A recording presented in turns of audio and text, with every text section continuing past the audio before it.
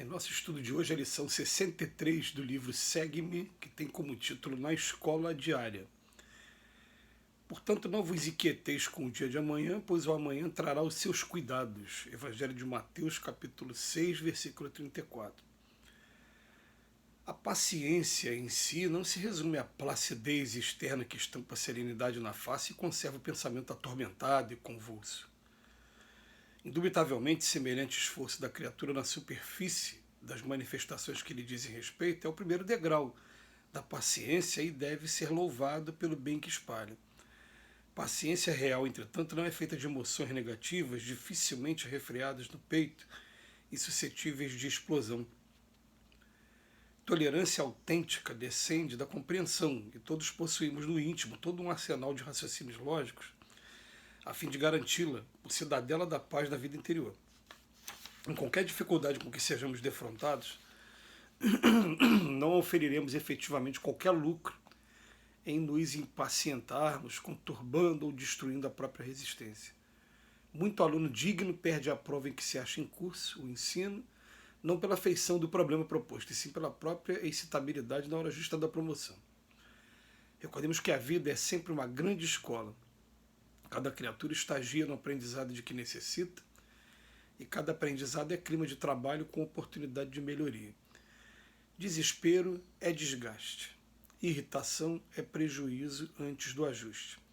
Reflete nisso e, à frente de quaisquer empeços, acalma-te para pensar e pensa o bastante a fim de que possas acertar com a vida e servir para o bem.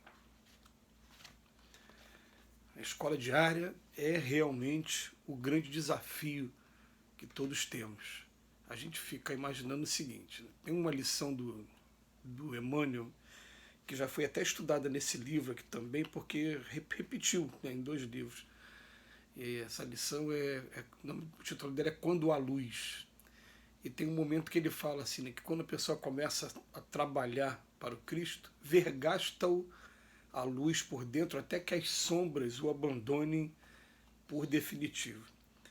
Mas quando a gente começa a trabalhar, é claro que cada um vai trabalhar num determinado... vamos usar o termo que Paulo usou na sua carta, ministério, embora muita gente não goste, né, por conta da formalidade. Vamos usar esse termo, ministério. Por exemplo, o que eu escolhi, eu gosto de estudar e gosto de falar da doutrina espírita. Então, o meu é essa parte de fazer palestra, de fazer curso. Aí você vai observar um comportamento quando a gente vai estudar, interpretar e poder passar, mas a gente está o tempo todo sendo convidado por Emmanuel a meditar no seguinte: enquanto eu estiver só falando da boca para fora, não está dando resultado, não vai adiantar nada. A luz mesmo vai acendendo dentro da gente é quando a gente conseguir praticar aquilo que a gente está falando.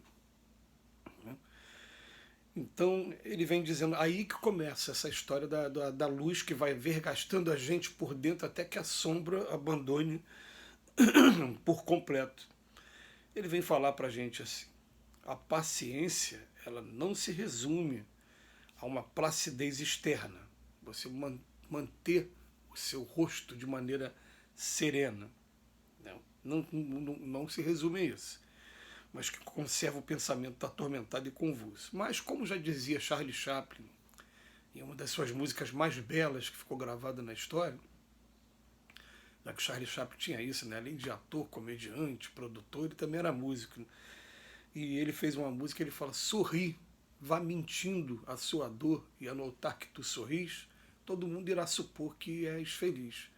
Porque a ideia dele, ele até tinha uma outra frase marcante, falava, eu gosto muito de andar na chuva porque ninguém percebe minhas lágrimas. O que ele está fazendo? Ele está mantendo o rosto de maneira serena, embora o pensamento dele, o sentimento dele, muitas das vezes, né, pelo que ele diz, né, estava ali triturado, mas ele estava conseguindo manter o semblante para as pessoas e não passando essa tristeza à frente, ele segurando a tristeza somente com, pelo menos com a aparência. Né? E ele diz para a gente aqui, né, isso é o primeiro degrau, tudo bem, pode ser louvado, mas paciência real, ela não é feita de emoções, a emoção já saiu do semblante e veio para dentro do peito, né, são suscetíveis de explosão. A tolerância autêntica, ela vai descender sempre da compreensão. Todos possuímos um arsenal de raciocínio lógico. Isso é muito importante para a gente em qualquer coisa. A gente manter o tempo todo serenidade é uma coisa. Mas a gente conseguir manter o nosso sentimento elevado e compreender as etapas que as pessoas estão vivendo, e mais ainda, a gente raciocinar com a tempestade lá fora, aqui dentro de mim eu vou me manter equilibrado, é um outro super desafio maravilhoso. Em qualquer dificuldade com que sejamos defrontados, não oferiremos efetivamente qualquer lucro se nos impacientarmos. Então, mais uma vez, a gente vai fazer uma reflexão agora. E é bom até que isso aconteça em matéria de terapia, em matéria até de controle mesmo. De botar, eu coloco, por exemplo, no papel mesmo. Me aborreci hoje? Qual foi o motivo de eu ter me aborrecido? O que é que me tirou a calma hoje?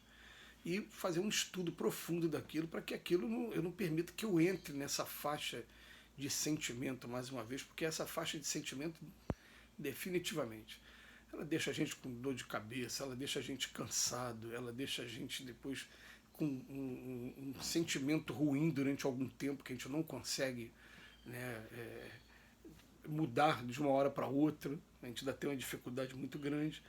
E mais uma vez, a comparação pode ser feita com aquela que a gente faz aqui da arrumação do seu quarto. A gente consegue desarrumar o quarto todo em 10 minutos. Arrumar a gente vai levar bem mais do que uma hora. Quer dizer, você consegue desarrumar os seus sentimentos por dentro em 1 segundo, mas para arrumar vai levar um tempinho a mais.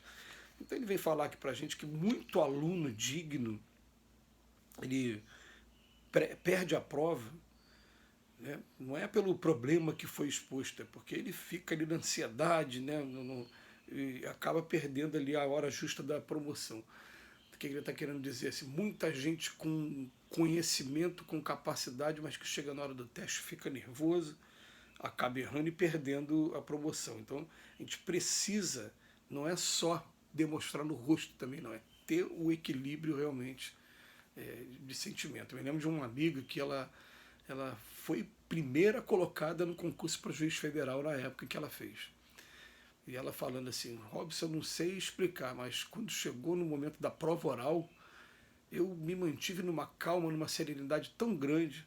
As perguntas eram feitas para mim, eu falava, isso eu estudei, mas não vou saber dizer agora. Isso eu me lembro que é mais ou menos assim. E outras respostas eu dava completa.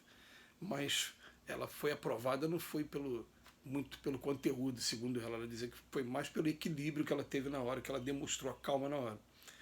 Então recordemos que a vida é sempre uma grande escola e a gente vai ter que demonstrar calma, não tem jeito.